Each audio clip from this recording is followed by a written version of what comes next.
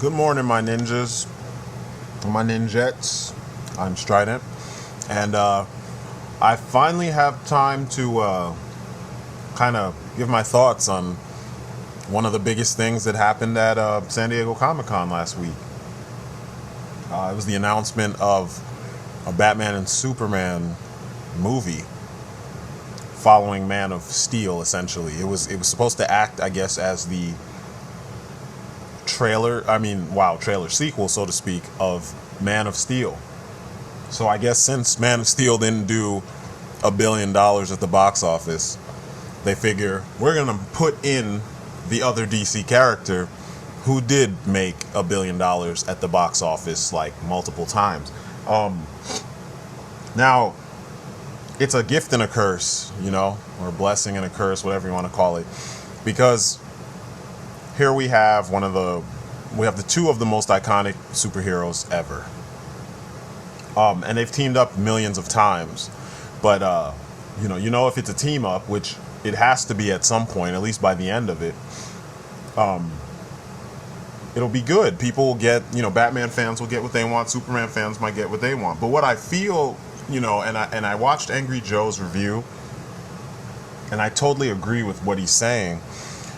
Superman, like Batman got to have, 6 movies with no interruption from any other heroes except for maybe Robin and Batgirl in horrible ass Batman and Robin, and in also horrible, in my opinion, Batman Forever. So, in 2 of those movies, he got characters that they're not even, it's not like they're not native to the Bat franchise. You know what I'm saying? They belong in Batman's universe. They're part of his universe. Therefore, they're supposed to, at some point, it's okay if they show up. You know what I'm saying? Granted, the quality of how they did it was, less than what we would like. It was done.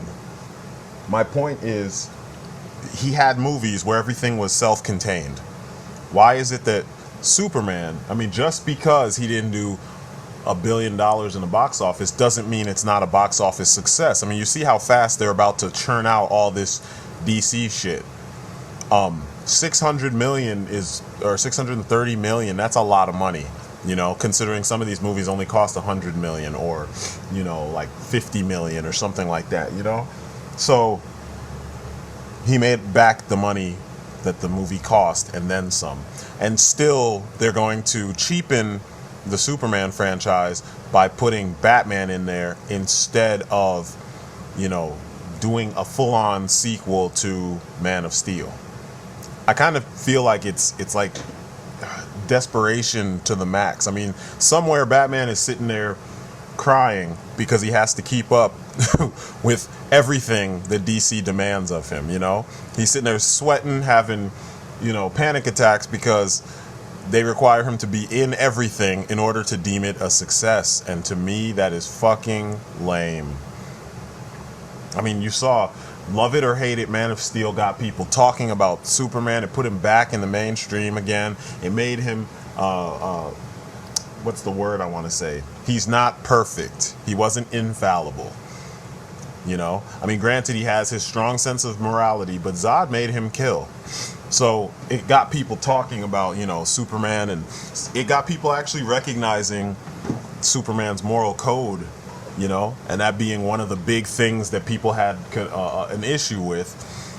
Either way, it still got people talking about him. You know what I'm saying? It got Superman. It made him relevant again, so to speak. Not to say that to us that follow DC Comics and, the various incarnations of the character, it's not to say that he wasn't always relevant, but you got to admit that in the last couple years, last 10 years or so, the popularity of Superman has definitely waned because everybody's bandwagoning on Batman. Everyone is on Batman's nuts like there's no tomorrow. It's like, it's okay if you like Superman, and the studios aren't helping because they're not giving Superman fans a fair shake. They're taking all of that out of our hands, and they're forcing you to like Batman because he makes more money, just like they've been doing with Wolverine. He makes more money than a lot of the other characters.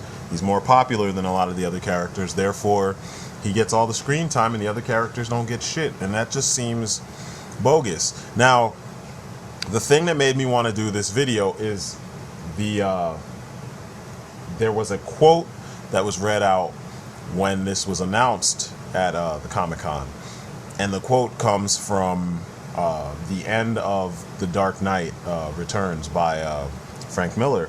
And it's from the scene when he's choking Superman right before he has the heart attack. And he's like, I want you to remember the face of the man who beat you, And I'm like, wait up, this is how you're going to announce the team up? So essentially, it's not even a team up. They skip over World's Finest. They skip over all the history because these guys teamed up right out off the bat. And you're going to go to their biggest conflict that was such a one-sided battle and a one-sided story. I mean, like, in all fairness, as badass as The Dark Knight Returns is, it's such a one-sided Batman affair. I mean, and I know this sounds like a lot. I'm repeating what Joe said, but he's right. They took all of Superman's morality, his sense of self, his ability to judge for himself. They took all that out. Frank Miller wrote that out and then made him a caricature of what what Superman is. He just blindly followed the president, even though the president was making some questionable decisions. He's going up against his old friend just because the president told him to, negating all the history, all the times they've saved each other's lives, all the things that happened prior to that. And I know some people will say, well, times change, this is the future, blah, blah, blah, blah, blah. Yeah, okay, kind of, sort of. But when you have, Batman was 60 in this movie, and he started in his 20s, and he met Superman somewhere in that first 10-year period, so that first decade of being Batman, over a 40-year period of being Batman, there was somewhere in there, in a decade, one of the first decades of him being Batman, he met Superman and they teamed up. So they had 40 years of working together, saving lives and fighting insane odds. And because this president tells Superman, hey, Batman's getting out of hand, you need to handle him. Superman can't look for himself and see that Batman's keeping order in a situation that, is really bad and, tell the president pretty much go fuck yourself. I mean, that's when you read this now as an adult, that's the gleaming, glaring flaw in that story. But this is what they wanted to use as their, so many people use it as their springboard for how badass Batman should be.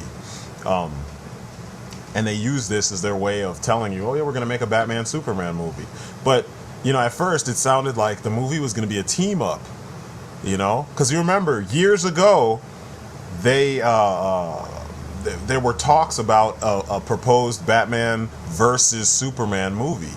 This was before Superman Returns, about how some girl that Batman's with dies on account of Superman's actions, or in a roundabout way, Superman's actions.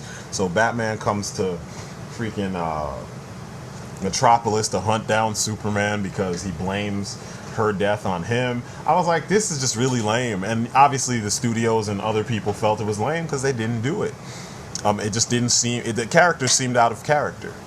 Now, here we go. We're going to have another go at that. Instead of just doing a World's Finest. This just doesn't make any sense. As opposed to always putting them at odds with each other. I mean, we've had that story already. There's one epic story that pits them against one another in the ultimate, win, lose, or draw fight. And that was The Dark Knight Returns. We'll let Frank Miller's fever dream of a story. It can serve as that one time. You know what I'm saying? That one epic battle. But now that that's done, if you're not going to do that as a film, why turn around and make the first time they team up a versus movie? That's just stupid. Or the majority of it a versus movie. And then also, why have it be the sequel to Man of Steel? You're trying to say Superman can't stand on his own? I mean, the box office is saying that he's doing fine. The movie's been out for 3 weeks, maybe a month at that, and it's already done $630 million. I I don't know. It's just weird. It feels like there's it's the same thing with the game industry. It feels like there are extremely unrealistic expectations for the amount of money that movies should be bringing in because they spend unrealistic amounts of money on it. I mean, how many times have you seen films on like YouTube or films on VO or Vimeo or whatever where it was one guy and the movie looks better than the Hollywood shit that we get these days. Some guy in like Sweden or some guy in Russia or something. And, you know, like The Gift or what was the one called? What is her name? Maria, I think it was called. It was all CG, but it was done by like one or two guys. And then you had sound people and stuff like that. But those films, they're like 10 minutes, 5 minutes or so, but they look amazing. They look better than like all three Dark Knight movies. You know what I mean? They're like Matrix quality as far as the visual style of all that shit. And it's one guy. Didn't cost him $150 million to make this, you know, awesome, visually stunning, you know, movie. The Gift is a definite example. But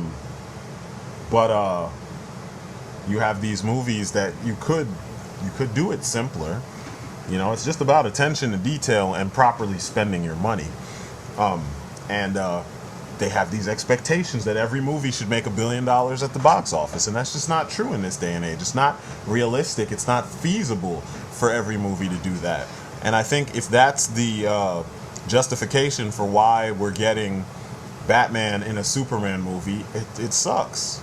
You should spend the time to solidify Superman's universe, his film universe now, since we're starting over, then start introducing other characters into it. I understand that they're really in a hurry to get after Marvel and get some of this money, this comic book movie money, but I mean, you've had, I don't know, 20 some odd years to do it because you had the head start. And all DC's made is Batman and Superman movies. You know what I mean? Like, occasionally something got thrown in there. You know, you had your goofy Swamp Thing films, and you had like Steel, which was it wasn't even affiliated with fucking DC Comics, but I mean, they had their time to do this shit ahead of time, and instead they focused on two characters. You know, granted, I know they were the two most popular, but you have a list of like a stable of 7 big names that you could have made household names, and instead you only focused on 2 of them. And now that Marvel popped up out of nowhere and said, hey, guess what, we're going to make everybody know our characters, writing simpler scripts than most of the DC scripts. The characters don't have as many dimensions as a lot of the DC characters do, and they definitely don't have the dimensions that Batman and Superman have, but they made them so easy to like relate to immediately. You're just like, oh, okay, cool. That makes sense. This is how they act. Oh, I get this. This is something that would happen in some of the situations. Because, Iron Man 3, I'm not buying that ending. Tony wouldn't just be like, hey, I'm going to give up everything because I want to hump, what's her name, every day. That's not Tony Stark. This is the same asshole who just on live television said, I'm Iron Man, which is completely opposite of how he handled it before. So, no. You know what I'm saying? But still, in most cases, the characters do act in a very like straightforward way. Like, this is the asshole, this is the hero, this is the in-between guy. You know what I'm saying? Like, that's how the characters are written in Marvel movies. Whereas in DC movies, here's the guy who kind of wants to be a hero but has issues with doing things in that kind of manner. So he's kind of in between. And he's not necessarily a completely good guy.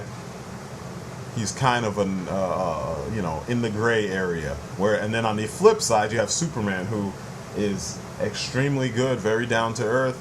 He's very normal, and he has these extraordinary powers, and he's trying to deal with the fact that he can't always use them in every walk of his life. He has to, figure these things out day by day and kind of find a balance, as opposed to just sitting in the gray area where today I'm going to kill somebody, or today I'm going to beat someone within an inch of his life, but I still want to be considered a hero. I want people to like me. You know what I'm saying?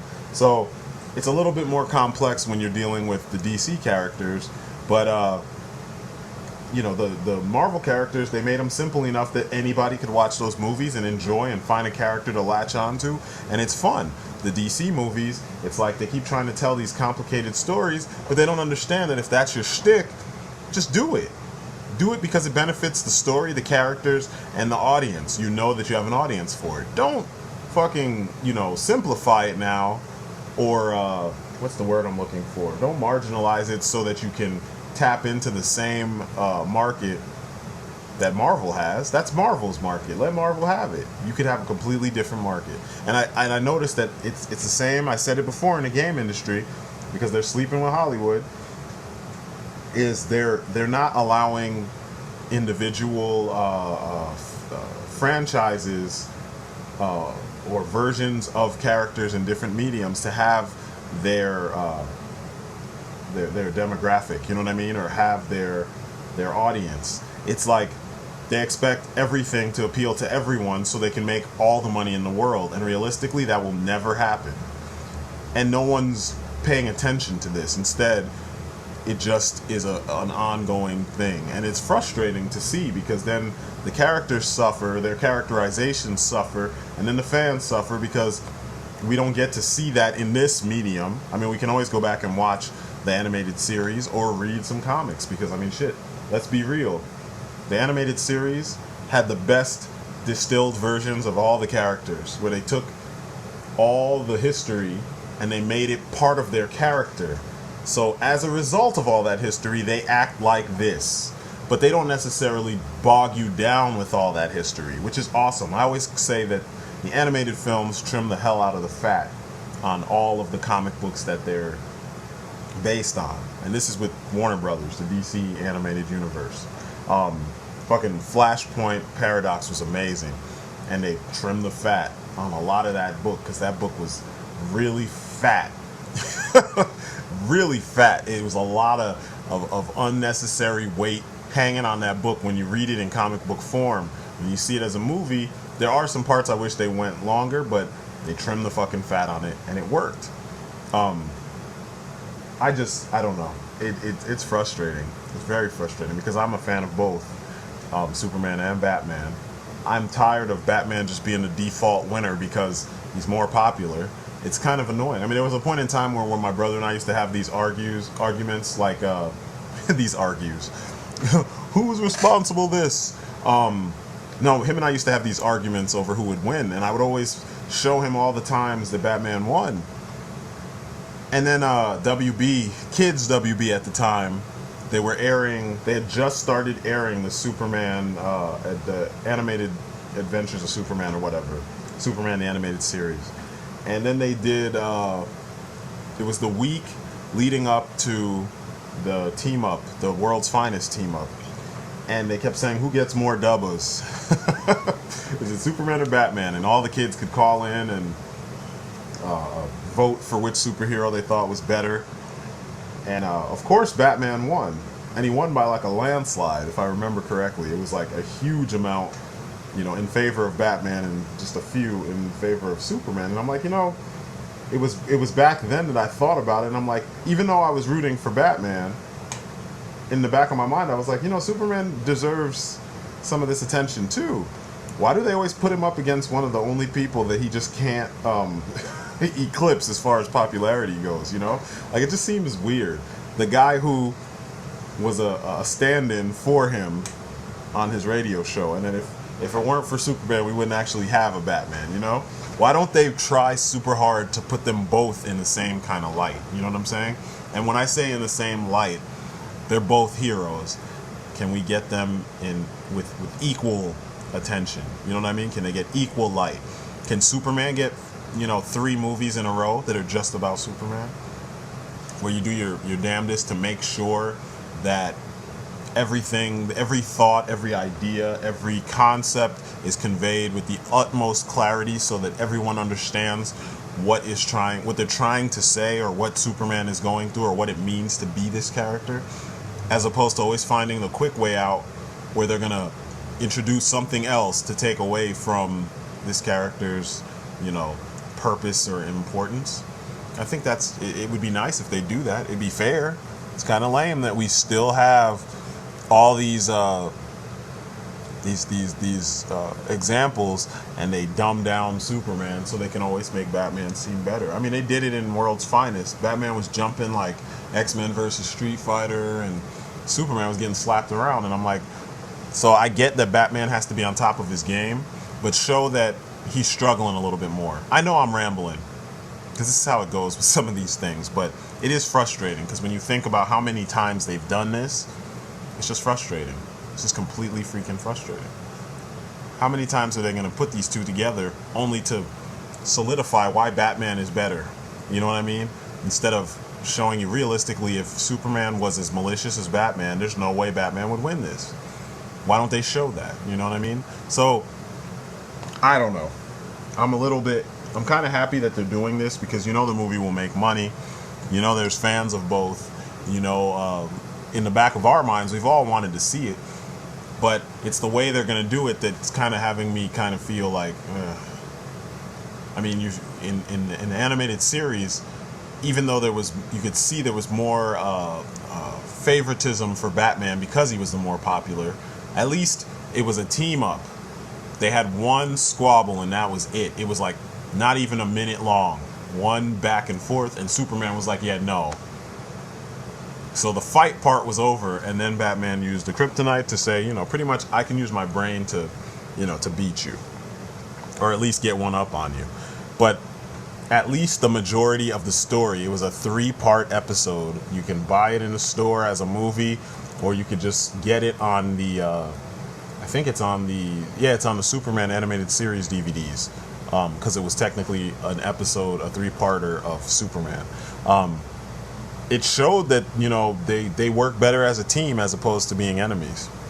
And I don't know why they felt the need to ignore this. You know what I'm saying? So I wish they would just follow the model of the animated universe and tweak things to make the same stories work in live action. But that's just me. Anyway, I'm done ranting. Peace outside.